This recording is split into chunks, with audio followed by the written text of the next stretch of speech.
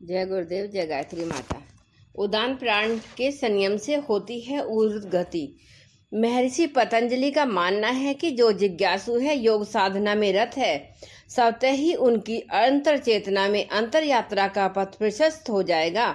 इसके विपरीत जो केवल तर्क के भरोसे हैं, जो अपनी बौद्धिक उछल कूद के सहारे इन सूत्रों के मर्म को, अर्थ को जानना चाहते हैं, उनको स्वतः ही हार थक कर निराश होना पड़ेगा। योग के प्रयोग करने वालों के लिए योग ऋषि पतंजलि का कहना है कि पहले अपने शरीर के साथ बने हुए अपने तादात्म्य को तोड़ दो। इसके पश्चात नेत्र मूंद कर अपने शरीर को भीतर से अनुभव करने का प्रयास करो। आंतरिक रूप से शरीर के अंतःस्पर्श की कोशिश करो, महसूस करो उसकी भीतरी अनुभूति कैसी है। अपनी एकाग्रता को चरम पर ले जाओ और वहां से चारों ओर देखो। तब खुलेंगे आंतरिक शरीर विज्ञान के रहस्य। तब पता चल जाएगा कि योगी कहाँ से शरीर से बाहर जाता है और कहाँ से शरीर में प्रवेश करता है। ऊर्जा के मार्ग केंद्र नाड़ियों में वह ऊर्जा क्षेत्र की क्रिया व प्राण के रहस्य का बोध हो सकेगा। ऋषि पतंजलि ने बताया कि बंधन के कारण अर्थात कर्म व संस्कार की शिथिलता से चित्त की गति का भली प्रकार ज्ञान होने से चित्त का दूसरे के शरीर में प्रवेश हो सकता है। इस सूत्र में पर काया प्रवेश को संपूर्ण विज्ञान समाविष्ट कहते हैं। हालांकि यह सांकेतिक विवरण केवल उन्हीं के लिए है जो अपने मार्गदर्शन के साथ साधना कर रहे हैं, जिनके पास केवल कौतूहल है, जो सद्गुरु के सानिध्य व साधना से वंचित हैं, उनके समक्ष इस सूत्र का सत्य स्पष्ट न हो सकेगा। महर्षि ने इसे सूत्र में छिपा रखा है। उन्होंने आंतरिक शरीर विज्ञान को अपने सूत्रों में स्पष्ट नहीं किया है।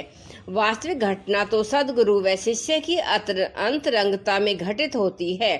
तभी साधक की अंतर चेतना में आंतरिक शरीर विज्ञान के रहस्य स्पष्ट हो पाते हैं। ऐसे ही रहस्यों की अगली कड़ी को वह अपने अगले सूत्र में स्पष्ट करते हैं। उदान प्राण के 5 प्रकारों में से एक है योगी जनों का अनुभव कि व्यक्ति में प्राण के 5 अलग अलग रूप, क्रियाएं व ऊर्जा क्षेत्र विद्यमान है। सामान्य जन के लिए तो प्राण का एक ही परिचय है, श्वास। बहुत अधिक हुआ तो श्वास लेना और श्वास छोड़ना, अर्थात श्वास प्रश्वास। लेकिन योगियों के अनुभव अधिक सूक्ष्म हैं। इसी के बल पर उन्होंने प्राण तत्व के 5 भेद निर्धारित किए हैं। प्राण, अपान, समान, उदान, व्यान।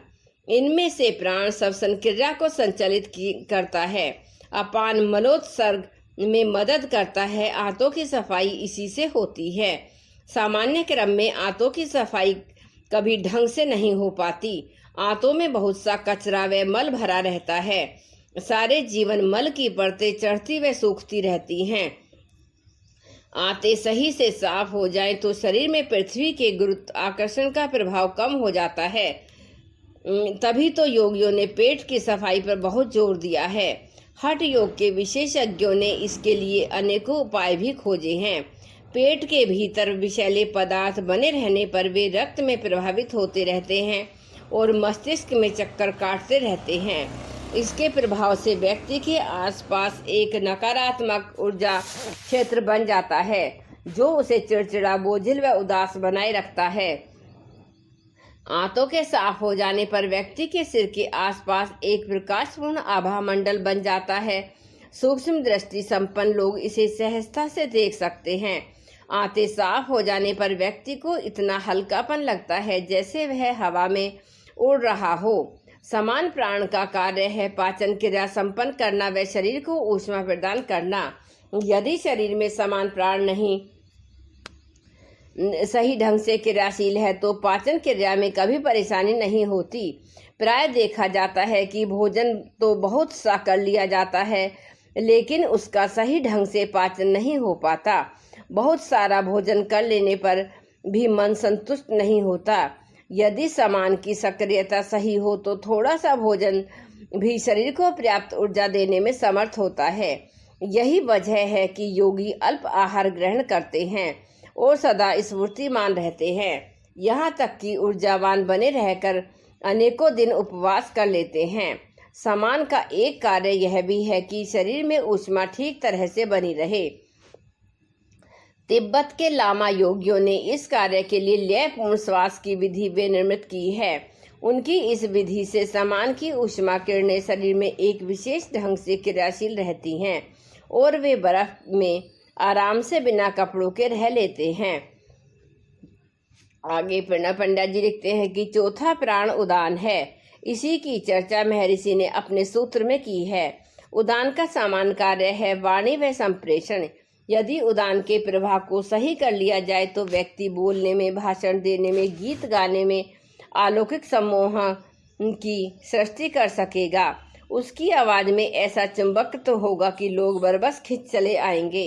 उदान प्राण का श्वास कंठ में है और उसकी गति ऊपर की ओर है। यह कंठ से सिर की ओर गमन करता है। इसकी गति को पहचान लेने पर केवल स्वर में सम्मोहन नहीं होता बल्कि स्वयं के साथ समस्वरता साधती है। ऐसा होने पर व्यक्ति का शरीर रुई की भांति हल्का हो जाता है, क्योंकि उदान ही है जो व्यक्ति को पृथ्वी के गुरुत्व आकर्षण से जोड़कर रखता है। योगियों का अनुभव कहता है कि गुरुत्व आकर्षण के साथ जो मनुष्य का संबंध है वह उसके अंतर अस्तित्व से ही है, वह उसके भीतर से ही है। उसे तोड़ा भी जा सकता है। बहुत से लोगों ने कई बार ऐसा अनुभव किया है। ध्यान करते समय अचानक ऐसा लगता है जैसा कि हम जमीन से ऊपर उठ गए हैं। हालांकि जब हम आंखें खोलते हैं तो स्वयं को जमीन पर बैठा हुआ पाते हैं। जब फिर से आंखें बंद करते हैं तो फिर से ऐसा लगता है कि जमीन से ऊपर उठ रहे हैं। यह तो ठीक है। इस अनुभूति में हमारा भौतिक शरीर ऊपर नहीं उठता, लेकिन हमारे भीतर गहरे में कुछ टूटता है। यह टूटना हमारे गुरुत्व आकर्षण के बीच एक अंतराल पैदा कर देता है। इसलिए यदि यह टूटन गहरी हो जाए तो वह घटना अवश्य घटित होगी, जिसकी चर्चा महर्षि ने इस सूत्र में की है। अर्थात इसकी सिद्धि अवस्था में योगी पृथ्वी से ऊपर उठ जाता है, बिना किसी आधार, बिना किसी संपर्क के पानी कीचड़ कांटों को पार कर लेता है। युग ऋषि परम पूज्य गुरुदेव ने अपनी ऐसी ही एक अनुभूति की चर्चा हिमालय यात्रा के संदर्भ में की है। इस प्रकरण में उन्होंने लिखा है कि जब उनकी मार्गदर्शक सत्ता के वीरभद्र उन्हें उनके पास ले गए तो वह हिमाच्छादित पर्वत को बर्फ के बिना स्पर्श किए सतह से थोड़ा ऊपर उठकर उनके पास पहुंचे। उदान प्राण की विशेषता की चर्चा प्रश्नोपनिषद में भी मिलती है। अर्थात एक नाड़ी ओर है, उसके द्वारा उदान वायु ऊपर की ओर विचरता है। यह पुण्य कर्मों के द्वारा मनुष्य को पुण्य लोकों में ले जाता है, पाप कर्मों के द्वारा उसे पाप योनियों में ले जाता है। पाप व पुण्य दोनों कर्मों के द्वारा जीव को मनुष्य शरीर में ले जाया जाता है। इस उदान प्राण के अलावा पांचवा प्राण व्यान है। इसका कार्य है कि समन्वय व संगठन। यह पांचवा प्राण जब शरीर को छोड़ता है तभी व्यक्ति की वास्तविक मृत्यु होती है।